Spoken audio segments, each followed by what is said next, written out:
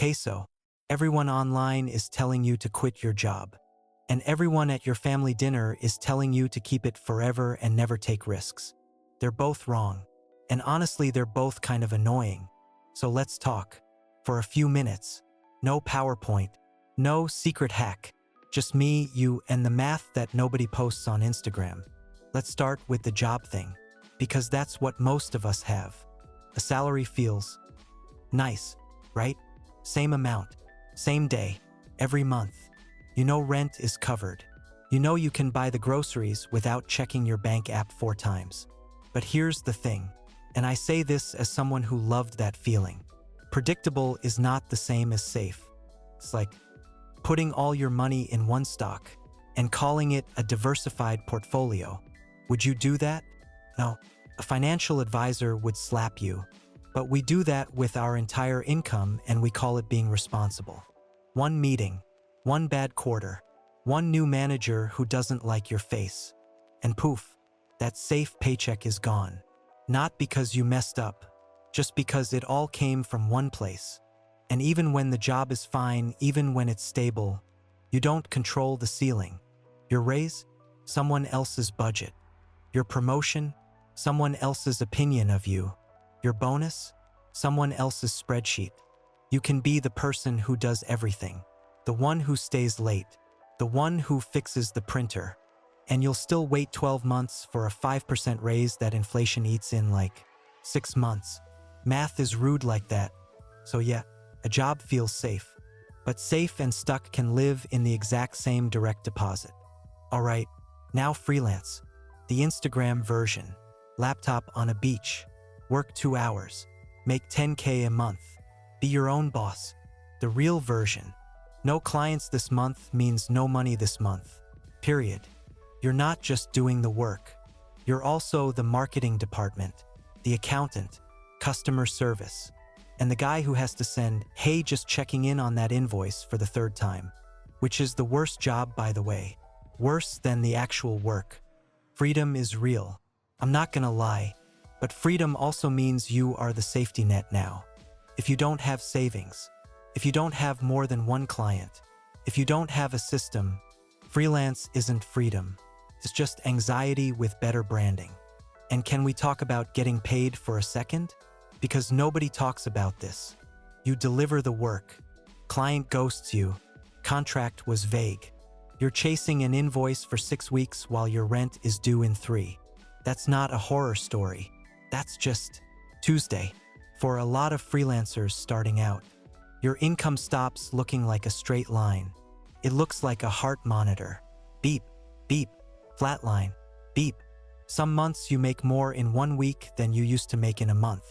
Other months you make 0, and you still have to show up. You still have to post. You still have to sell yourself. If you can't handle that in your head and in your bank account, freelance will burn you out faster than any boss ever could. Faster than any 9 to 5 meeting about synergy. So let's just lay it out. No team job, no team freelance. Just facts. Job, predictable money. But someone else decides if you get more. You get benefits, but you don't own your time. Lower risk right now, but all your risk is in one basket. One employer. Freelance. You can make way more. But it's messy, up and down. You control your time, but you're kind of always working. Higher risk at the start, but you're diversified. Multiple clients instead of one boss. Neither is better. They're just different flavors of stress. The question isn't which one is right. The question is which one is right for you right now, today, with your bank account and your brain. So 3 questions. And don't lie to me. Lie to yourself if you want, but not to me. Number 1. Do you have 3 to 6 months of expenses saved? Like actually saved. Not "I'll be fine" saved. Number 2. Do you already have a skill that someone would pay you for outside your job? Number 3. If you had a month with 0 income, could you handle it without spiraling and eating ramen for 30 days? If you said no to any of those, that's not a failure. That's data. That's your brain telling you, hey, maybe don't jump off the cliff yet. This isn't about being brave. You can be brave and broke. I've met those people. It's not fun. This is about order. Doing things in the right order so bravery doesn't turn into, I have to move back in with my parents. And here's what I actually tell my friends.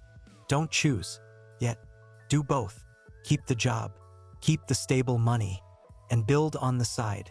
Nights, weekends, that 1 hour after dinner when you'd normally scroll. Get the skill. Take 1 client, then 2. See if people actually pay you. See if you even like it when no one's forcing you to do it. And only think about going full freelance when your side income has matched or beaten your salary for like 3 months in a row. Not because you watched a motivational video, because the numbers said so. That's not slow. That's smart. That's how you pay rent while you build the thing. Nobody makes a viral video about the person who planned it out. Everyone makes a viral video about the person who quit dramatically on a Friday with a letter and music. But 5 years later, the planner is still freelancing. And the dramatic one is usually back on LinkedIn applying for jobs. And that's okay too. If you try freelance and go back to a job, that's not failing. That's learning. Now you know what you needed to set up first. So before you post the I quit story, and before you tell your cousin to just get a real job, pause. Ask yourself what risk you're actually ready to manage.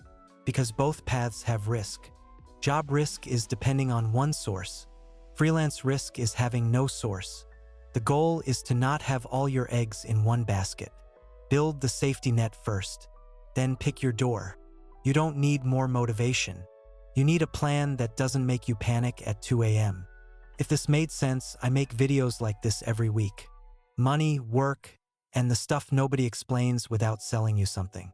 Subscribe if you want more. And comment. Seriously, are you team job, team freelance, or team doing both and tired? What's the one thing stopping you from making a move right now? I read them all.